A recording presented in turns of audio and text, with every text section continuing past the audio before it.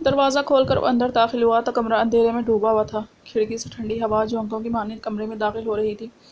AC की cooling काफ़ी ज़्यादा थी। इसने आगे बढ़कर खिड़की बंद की। एसी की कूलिंग अच्छी खासी कम करने के बाद वो इसकी जानिब आया। वो बेड के दरमियान लेटी तकिए में मुँह छुपाए रो रही थी। इसका हौले हौले लरजता वजूद देख इसे खुद पर गुस्सा आया था। इतनी भी सख्ती करने की क्या ज़रूरत थी बीवी। उसकी पुकार पर इसके वजूद में जुम्बिश सी हुई थी। अगले ही लम्हे वो आवाज़ के साथ ज़ोर ज़ोर से रो रही थी। हैदर सरद से इसके करीब आया था। बस चुप हो जाए, नरमी से कहते इसे साथ लगाया। मुझे डांटा है, बहुत सारा डांट दिया है। सब डांट रहे हैं, आपने बहुत सारा डांटा है। इसकी नरमी पर मजीद रवानी से बहते आंसुओं के दरमियान वो सिसकते हुए बोली थी। बस कोई नहीं डांट रहा। उंगली की पुरों पर अपने आंसू चुनते इसने नरम लहजे में कहा, डांटा है, बहुत डांटा है दाजान, कभी नहीं डांटते, कभी भी नहीं डांटते। आप दाजान जैसे नहीं हैं। आप दाजान जैसे बहुत सारा प्यार नहीं करते। मुझे इस दिन भी डांटा था, आज भी डांटा है। नफ़ी में गर्दन हिलाकर ज़ोर शोर से रोते ही इसने इसे दूर करना चाहा। इसकी बात हैदर के दिल में घूंसे की मानिंद लगी थी। वो ना सिर्फ महसूस कर रही थी कि वो इससे रेयान जैसा प्यार नहीं करता है, बल्कि इसका इजहार भी कर रही थी। कहाँ कमी रह गई थी इसके नाज उठाने में कि इसकी बीवी को ये महसूस हुआ कि दाजान इससे ज़्यादा प्यार करते हैं। इसने तो आज तक इसकी हर ख्वाहिश, हर जिम्मेदारी रेयान के जैसे ही पूरी की थी। सोचों के धारों में बहते रीबा पर इसकी गिरफ्त कब मजबूत हुई इसे पता ही नहीं चला। रीबा की सिसकी पर वो होश में आया था। आप बुगैम्बो को हर्ट कर रहे हैं।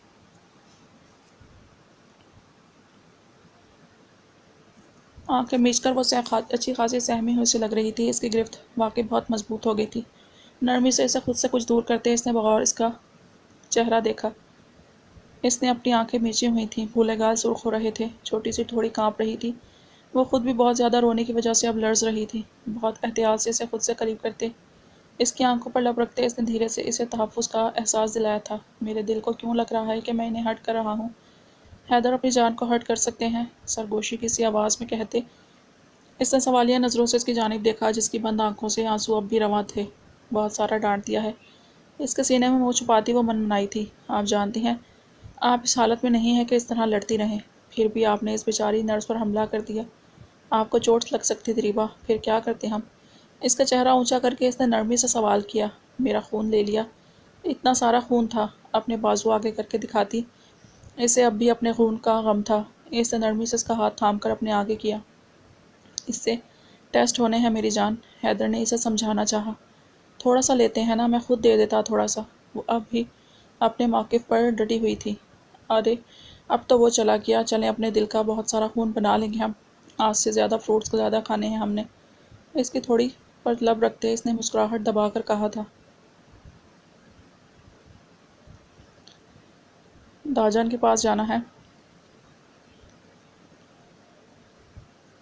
इसका मूड ठीक करने के लिए इसने इसका पसंदीदा सवाल किया। इसने जल्दी से असबात में गर्दन हिलाई। कल मम्मा को एयरपोर्ट ड्रॉप करने के बाद मैं अपनी बीवी को बहुत अच्छा सा डिनर करवाऊंगा और फिर हम दाजान के पास जाएंगे। इसने अगले दिन का पूरा प्रोग्राम इसके गोश गुजार किया। डिनर दाजान के साथ कर सकता हूँ? इसने धीरे से सवाल किया। हैदर ने असबात में सर हिलाया। आपकी मामा कहाँ जा रही हैं? कुछ देर के बाद इसने धीरे से सर उठाते इससे सवाल किया। मामा लाहौर जा रही हैं मेरी जान। बाबा के कुछ काम मज़ीद डिले हो गए हैं, इसलिए वो नहीं आ सकते, तो मम्मा बाबा के साथ आएंगी। हैदर ने तमाम मालूमात इसे बताईं। वो इसकी बात सुनकर जल्दी से उठी। मुझसे खफा हुई हैं। पैरों में स्लीपर अड़सते वो बाहर की जानिब बढ़ी। बीवी आराम से मेरी जान। वो पीछे सर पकड़ कर रह गया था। हैदर की मामा। वो अपनी पैकिंग कर रही थी जब वो इनके कमरे में दाखिल हुई। नहीं मेरी मामा। इनके कुछ कहने से पहले ही जल्दी से तस्हीह की। यहाँ आए।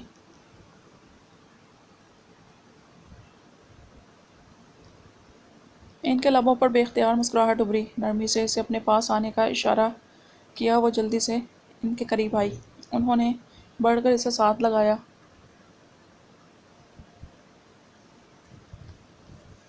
वो आप मुझसे खफा होकर जा रही हैं? नहीं जाएं प्लीज़, मैं सीख रहा हूँ आपकी तरह कहना। मैं अच्छा हूँ और आपकी बातें भी तो मान लेता हूँ। इनके साथ लगाने पर वो भराई लहजे में बोली थी। नहीं मेरी जान, आपसे खफा होकर नहीं जा रही। आपके बाबा वहाँ अकेले हैं। हैदर आपको अकेला नहीं छोड़ते ना। मैं भी अपने शौहर को अकेले नहीं छोड़ सकती। आपके बाबा अपने कामों से फारिग हो जाएं तो फिर आऊँगी मेरी जान। उन्होंने नरमी से इसे समझाया। 3 महीनों से वो इनके साथ थी। اس کی تربیت کی گواہ تو وہ خود تھی۔ ریان نے واقعی اس کی تربیت بہت اچھے انداز میں کی تھی۔ اس نے کبھی ان کی بات سے انکار نہیں کیا تھا۔ ان کے آگے بولنے کا تو سوال ہی پیدا نہیں ہوتا تھا۔ وہ معصوم تھی، وہ جانتی تھی، لیکن اس کی معصومیت سے اسے کوئی نقصان ہو یہ نہیں چاہتی تھی۔ دروازے پر کھڑے حیدر نے محبت سے اس کی جانب دیکھا۔ وہ خود بھی اندر آ گیا۔ ماما مجھے اچھی لگتی ہیں، میرے پاس کبھی بھی مما نہیں تھی، آپ پلیز نہیں جائیں۔ ان کے ساتھ لگی وہ روتی ہوئی بولی تھی۔ انہوں نے مسکرا کر اس کی جانب دیکھا۔ ماما تو بہت ڈانٹتی بھی ہیں، پھر بھی اچھی لگتی ہیں۔ انہوں نے مسکراہٹ دبا کر سوال کیا۔ وہ ہمیشہ روتی ہوئی یہی کہتی تھی کہ وہ اسے ڈانٹتی ہیں۔ ہاں پھر بھی لگتی ہیں۔ حیدر نے بھی ڈانٹا۔ پھر بھی حیدر اچھے لگتے ہیں۔ آپ نے تو مجھے اتنے سارے کھانے بنا کر کھلاتی ہیں۔ حیدر کو وہ بنانے بھی نہیں آتے۔ حیدر ہمیشہ مجھے سینڈوچ بنا کر کھلاتے ہیں، ان کو کچھ نہیں آتا۔ آپ نے وہ ساگ بھی کھلائی تھی اور وہ حلوہ بھی، اب میں کیسے کھاؤں گا؟ انہیں یاد کرنے کی ساری وجوہات بتاتے ہوئے ایک بار پھر رونے لگی تھی۔ اس لیے پچھلے 3 مہینوں کا کھانا اور ناشتہ یاد آ رہا تھا۔ طرح طرح کے ذائقے دار کھانوں کا خیال آتے ہی اس نے روتے ہوئے غصے سے حیدر کی جانب دیکھا، جو بیچارہ ناسمجھی سے اس کی خود پر غصہ کرنے کی وجہ ڈھونڈ رہا تھا۔ ماما آپ حیدر کو ریسیپیز بھیج دیا کریں گی؟ کافی دیر سوسو جاری رکھنے کے بعد اس نے سر اٹھا کر ان کی جانب دیکھا۔ وہ ہنس پڑی۔ بالکل بھیج دیا کروں گی، پر اس کے لیے میری بیٹی کو ماما کی بیٹی بننا پڑے گا، بیٹیوں کی طرح بولنا ہوگا، خود میں تھوڑی سی سمجھداری پیدا کر لیں ریبا، تاکہ آپ کی معصومیت کا کوئی فائدہ نہیں اٹھا سکے۔ انہوں نے سنجیدگی سے اس کے بالوں کو سنوارتے جواب دیا۔ ریبا یہاں آئیں۔ حیدر کی آواز ابھری۔ وہ سوالیہ نظروں سے اسے دیکھتی اس کے پاس آ کھڑی ہوئی۔ ریبا جیسی ہیں مجھے ویسی ہی پسند ہے مما، جس طرح بات کرتی ہیں، جس طرح رہتی ہیں، سب میں پہلے سے جانتا تھا مما۔ یہ سب جاننے کے باوجود میں نے ریبا سے محبت کی، بالکل اسی طرح جیسی وہ ہیں۔ پھر اب میں انہیں کیوں بدلنے کی کوشش کروں؟ جس حد تک وہ میرے لیے خود کو تبدیل کر چکی ہیں، یہ میرے لیے بہت ہے۔ لوگ کیا کہتے ہیں، دنیا کیا کہے گی، اس سے مجھے کوئی فرق نہیں پڑتا۔ آپ نے میری تربیت ایسی نہیں کی کہ میں محبت بھی سودے کی طرح کیا کروں مما۔ اپنی بیوی کے چھوٹے چھوٹے کام اپنے ہاتھوں سے کرنا مجھے پسند ہے مما۔ آپ بابا کے سارے کام اپنے ہاتھوں سے کیوں کرتی ہیں؟ ریبا کو ساتھ لگا کر اپنے نزدیک کھڑا کرتے پورا اعتماد انداز میں کہتے اس نے ان کی جانب دیکھا۔ کیونکہ آپ ان سے محبت کرتی ہیں، اپنا فرض اپنی ذمہ داری سمجھ کے کرتی ہیں، تو کبھی نہ کبھی اکتا جاتی ہیں، لیکن آپ آج تک بابا کے کاموں کو اپنے ہاتھ سے کرنے سے بیزار نہیں ہوئی۔ اس کی وجہ محبت ہے۔ میں اپنی بیوی سے عشق کرتا ہوں مما، ساری زندگی ان کی معصومیت کو انجوائے کر سکتا ہوں، تمام عمر ان کے چھوٹے چھوٹے کام اپنے ہاتھوں سے کرتے فخر کر سکتا ہوں۔ بخدا میں کبھی بیزار نہیں ہو سکتا، کیونکہ میں محبت نبھا سکتا ہوں۔ کرنے اور نبھانے میں یہی تو فرق ہوتا ہے۔ مجھے اپنی بیوی پر فخر ہے مما، اپنی محبت پر فخر ہے، کیونکہ میری ریبا مجھ سے اس سے کہیں زیادہ محبت کرتی ہیں۔ اپنی جانب غور سے دیکھتی ریبا پر محبت بھری ایک نظر ڈال کر اس نے مسکرا کر ان کی جانب دیکھا۔ میری بیوی مجھے اسی طرح پسند ہے، سادہ اور معصوم، ہر طرح کی چالاکیوں سے نابلد۔ اور جہاں تک بچوں کی پرورش کا سوال ہے تو میں پورے وثوق سے کہتا ہوں، میرے بچوں کی میری ریبا سے زیادہ اچھی پرورش کوئی لڑکی نہیں کر سکتی۔ ان کی معصومیت سے انہیں کوئی نقصان نہیں ہو سکتا، کیونکہ ان کی حفاظت میری ذمہ داری ہے۔ اللہ نے میری زندگی کے ساتھ یوں ہی تو نہیں بنایا نا ریبا کو، وہ جانتا ہے کہ اس کے لیے کیا بہتر ہے نا بیوی؟ اپنی بات مکمل کر کے اس نے اس کی پھیلی ہوئی آنکھوں کو دیکھا۔ اس نے جلدی سے اس بات میں سر ہلایا۔ اللہ سب جانتا ہے۔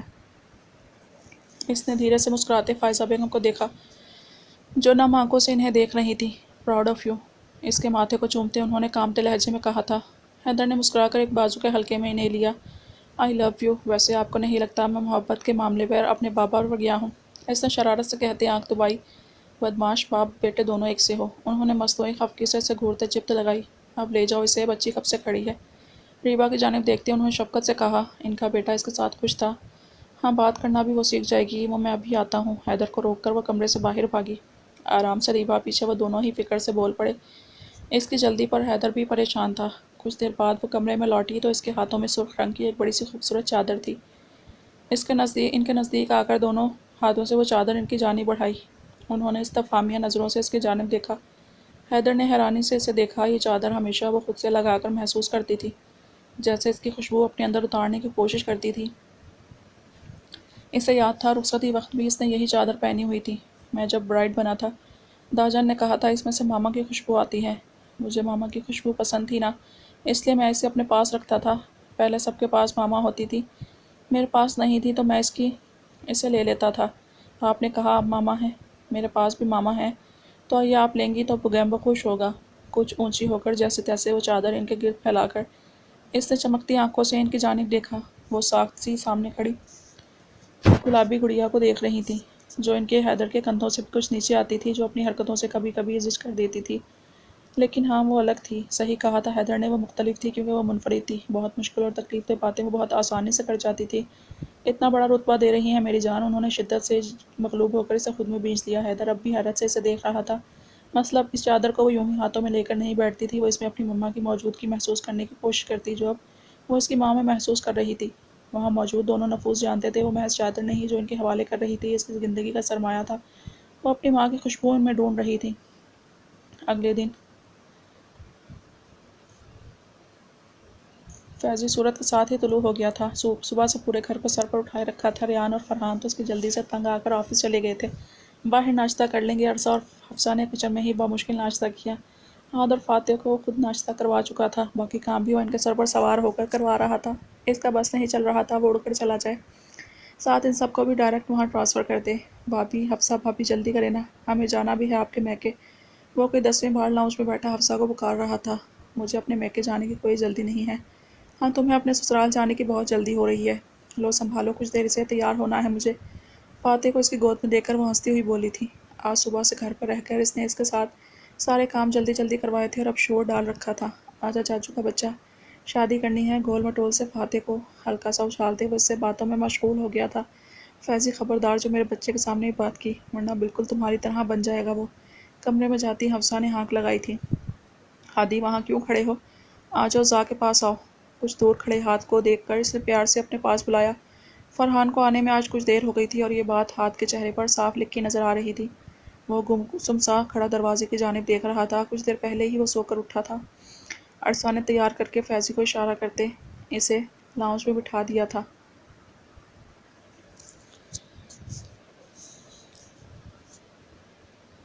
زا، اس نے فیضی کے مخصوص نام سے پکارا۔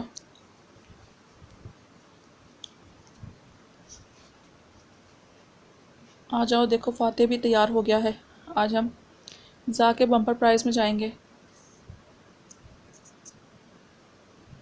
خوشی سے کالر جھٹکتے اس نے ہاتھ کو اپنی جانب آنے کا اشارہ کیا۔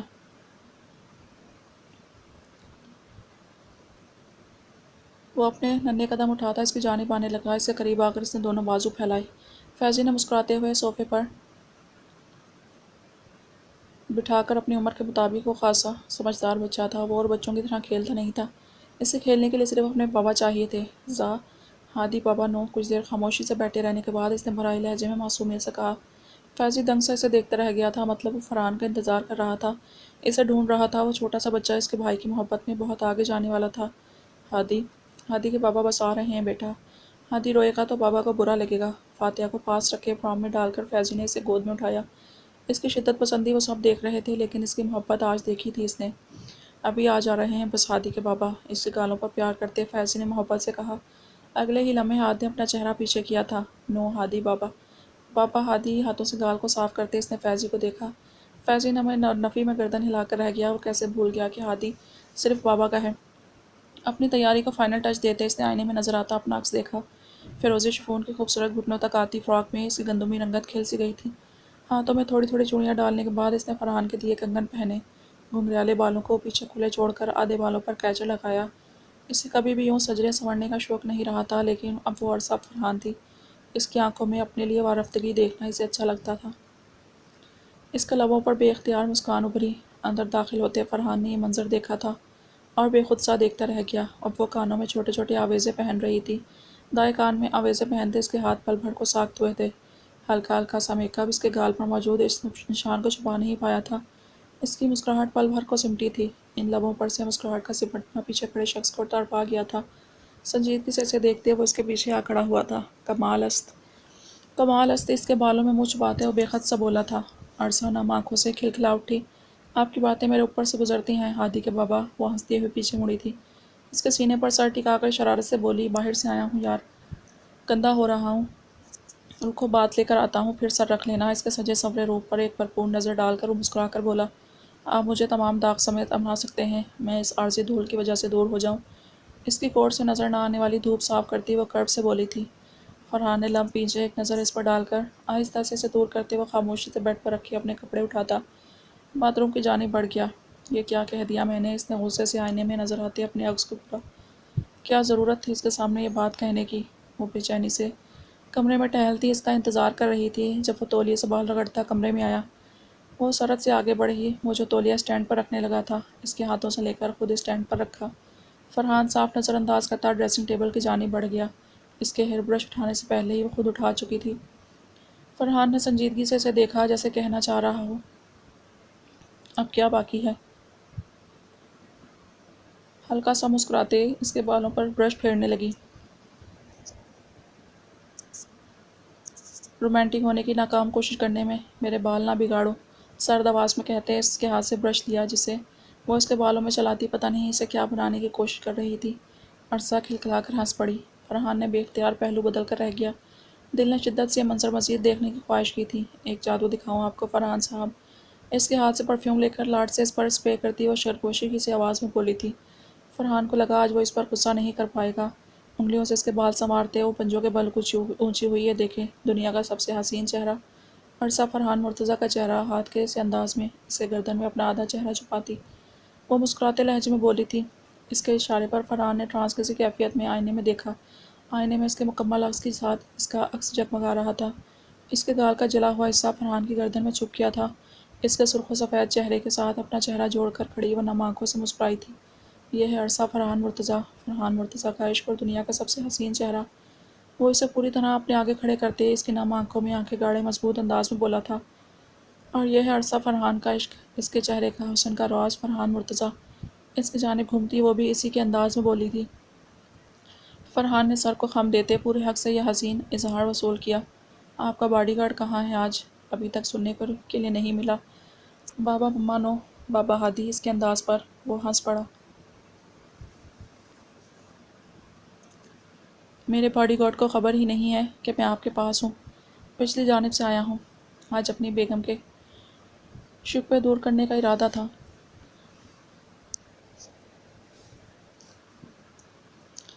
وہ دلکشی سے مسکراتا اس کے بالوں کو ٹھیک کرتا ہوا بولا، ہفتے میں 1-2 بار یہ کوشش کر لیا کریں۔ ایک ادا سے کہتی وہ پیچھے ہوئی۔ آپ اتنے شک میں نہیں رکھا کریں، اپنے دل میں بندہ پورا آپ کا ہے۔ وہ بھی اپنے انداز میں کہتا اس کا دل دھڑکا گیا۔ بیوی ابھی تک چینج نہیں کیا میری جان؟ وہ مکمل تیار ہو کر اسے جگانے آیا تھا جو اب بھی بیڈ پر سست سی کمفرٹر منہ تک اوڑھے لیٹی ہوئی تھی۔ گھنٹے بھر پہلے ہی وہ لوگ فائزہ بیگم کو سی آف کر کے آئے تھے۔ شام میں انہیں تایا ابو کے گھر جانا تھا۔ اس کے بعد ریان نے کہا تھا واپسی پر آج وہ ریبا کو اپنے ساتھ لے کر جائے گا، جس پر اس نے بھی کوئی اعتراض نہیں کیا تھا۔ داجان کے پاس نہیں جانا میرے دل؟ نرمی سے اس کے گال سے ہلاتے اس نے تشویش سے پوچھا۔ اٹھا نہیں جا رہا، وہ نم آنکھوں سے بولی تھی۔ حیدر کو اس کی رنگت زرد پڑتی محسوس ہوئی۔ ریبا کیا ہوا میری جان؟ کمفرٹر اس پر سے ہٹا کر اس نے نرمی سے اسے بٹھایا۔ وہ ساری میڈیسنز دے دیں، ساری کھا لوں گا، پھر ٹھیک ہو جاؤں گا، روحان سی ہو کے کہتی۔ اس نے میڈیسن باکس کی جانب اشارہ کیا۔ آپ مجھے بتائیں میرے دل، کیسا فیل ہو رہا ہے؟ اس نے نرمی سے اس کا رخ اپنی جانب کیا۔ اچھا نہیں لگ رہا۔ وہ بے چین سی ہو رہی تھی۔ کہیں تکلیف ہے؟ اس نے دھیرے سے پوچھا۔ اس نے سر جھکائے نفی میں گردن ہلائی۔ اچھا کوئی بات نہیں، آپ لیٹ جائیں، داغ جان کے پاس تھوڑا لیٹ چلے جائیں گے۔ نہیں ابھی جاؤں گا۔ وہ جلدی سے کھڑی ہوتی اپنے کپڑے اٹھا کر ڈریسنگ روم کی جانب بھاگی۔ کچھ دیر کے بعد وہ اس کے دیے کپڑوں میں ملبوس روم میں آئی تھی۔ بلیک کھلے پاؤنچے کے ٹراؤزر کے ساتھ رائل بلو گھٹنوں تک آتی اسٹائلش کرتی میں ملبوس، جس کے آستین اور دامن پر سیاہ موتیوں کا ایک باریک کام ہوا تھا۔ وہ گیلا چہرہ لیے ہی اس کے پاس آ گئی تھی۔ حیدر نے نرمی سے اس کا چہرہ خشک کیا، اس کے بالوں کو ہمیشہ کی طرح پونی ٹیل بنا کر کبرڈ سے اس کا اسٹالر نکالا۔ حیدر وہ آنکھیں پھیلائی اسے پکار رہی تھی۔ جی بیوی، یہ بھی پہنا دیں، سامنے رکھے جیولری باکس سے۔ اس نے مخملی ڈبہ حیدر کے حوالے کیا۔ اس میں وہی جھمکے تھے جو اس نے مال میں اس کے لیے پسند کیے تھے۔ اس کے لبوں پر جاندار مسکراہٹ ابھری، اس کی پسند کے لیے ہی صحیح، لیکن اس کی بیوی جیولری میں انٹرسٹ لینے لگی تھی۔ احتیاط سے اس کے دونوں کانوں میں جھمکے سجائے، اس کا پرنور روپ اسے الگ سا حسن بخش رہا تھا۔ حیدر نے بے اختیار نظریں چرائیں، وہ اتنی خوبصورت لگ رہی تھی کہ اسے آنکھ بھر کر دیکھتے اسے خوف سا محسوس ہونے لگا کہ اس کی زندگی کو کہیں اس کی ہی نظر نہ لگ جائے۔ اسٹالر اس کے چہرے کے گرد لپیٹ کر اس نے اسے بیڈ پر بٹھایا۔ یہ پی لیں۔ جوس کا گلاس اس کے ہاتھوں میں دیتے پینے کا اشارہ کیا، وہ سر ہلاتی گھونٹ گھونٹ بھرنے لگی تھی۔ آدھا گلاس خالی کر کے اس کی جانب بڑھایا جسے وہ ہنستے ہوئے تھام گیا تھا۔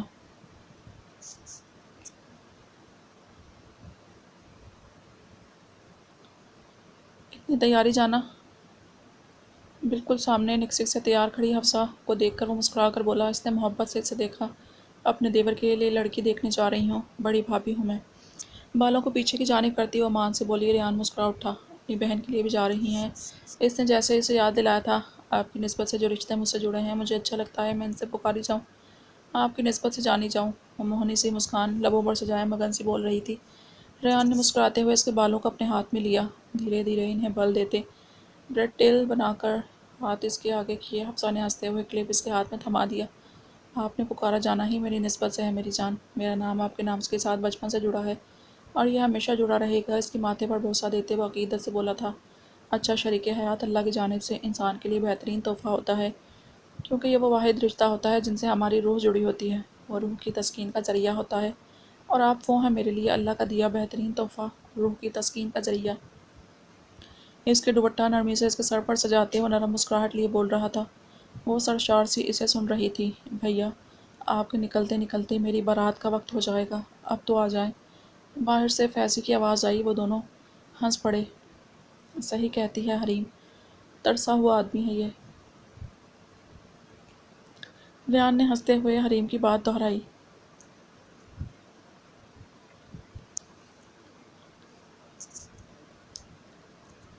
وہ سب اس وقت ارتضیٰ مینشن میں موجود تھے۔ ریان اور فرحان ارتضیٰ صاحب کے ساتھ باتوں میں مشغول تھے۔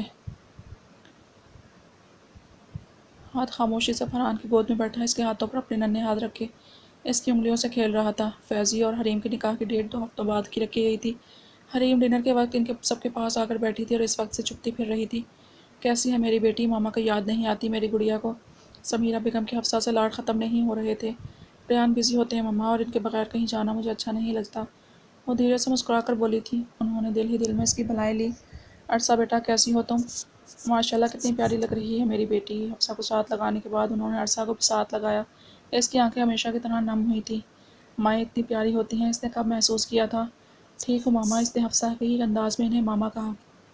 انہوں نے اس کی پیشانی کو چوم کر عذبات میں سر ہلایا۔ کچھ ہی دیر میں ریبا بھی حیدر کے ساتھ آ گئی تھی۔ داجان، ریحان مسکراتے ہوئے اس کے استقبال میں کھڑا ہوا۔ داجان کا گڈا، راجا بیٹا یہاں آ جائے میرا پیارا بچہ۔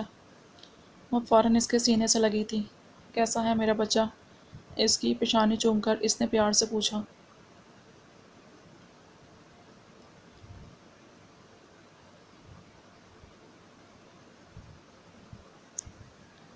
ٹھیک ہوں داجان، وہ دھیرے سے بولتی اس کے ساتھ ہی بیٹھ گئی تھی۔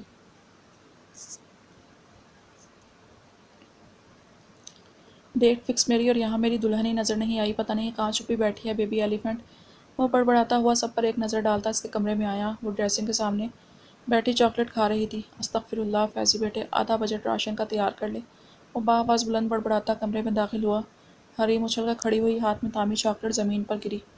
تم کدو کی شکل والے، ہمیشہ نقصان ہی کرنا میرا۔ وہ صدمے سے زمین پر گری چاکلیٹ دیکھتی چیخ اٹھی تھی۔ آرام سے لڑکی، 2 ہفتے بعد کا شوہر ہوں تمہارا، وہ فخر سے کہتا اس کے نزدیک آیا تھا۔ میرے کپڑوں کے لیے شامیانے سلوانے ہوں گے تمہیں، اور کھانے کے لیے۔ وہ اس کی ساری باتیں دہراتی ہوئی کڑے تیوروں سے اسے گھورتی آگے بڑھی تھی۔ مذاق تھا بیبی ایلیفنٹ، پورا پورا مذاق تھا۔ اس نے جلدی سے صفائی دی۔ 2 ہفتے بعد کے شوہر زندگی چاہتے ہو نا، تو شکل گم کرو اپنی یہاں سے، کدو منحوس کہیں کے۔ ہائے میں تو انتظار میں ہوں کہ کب تم محبت پیار سے صبح صبح میرے سرہانے بیٹھ کر کہو گی، سرتاج اٹھیں آپ کی زوجہ ناشتہ لے کر حاضر ہوئی ہے۔ اس نے ڈرامائی انداز میں کہتے اس کی جانب دیکھا، جو آنکھیں سکیڑ کر اسے دیکھ بلکہ گھور رہی تھی۔ اپنے موٹے حسین، بلکہ نہیں صرف جمیل ہاتھوں سے میرے بال سنوارو گی؟ ہائے وہ ڈرامائی انداز میں کہتے دل پر ہاتھ رکھے پیچھے کی جانب ہوتا بولا تھا۔ اگلے ہی لمحے اس کے منہ سے حقیقت ہائے نکلی تھی۔ حریم نے دونوں ہاتھ پورے زور سے اس کے سینے پر مارے تھے، نتیجتاً وہ نیچے گرنے کے سے انداز میں بیٹھا تھا۔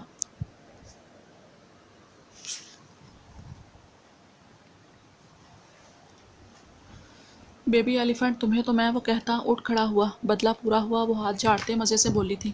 گفٹ لایا تھا اپنی فیوچر وائف کے لیے، خوبصورت پیکنگ میں لپٹا باسکٹ اس کے حوالے کرتا وہ ایک آنکھ دبا کر بولا تھا۔ بے شرم! وہ سرخ سی ہوتی باسکٹ تھام گئی۔ ہائے میری بیبی ایلیفنٹ، کدو کی شکل والے سے شرما رہی ہے۔ اس کے کانوں کے پاس سرگوشی کرتے کمرے سے نکلا منحوس انسان۔ پیچھے وہ خجل سی ہوتی بآواز بلند بڑبڑائی تھی۔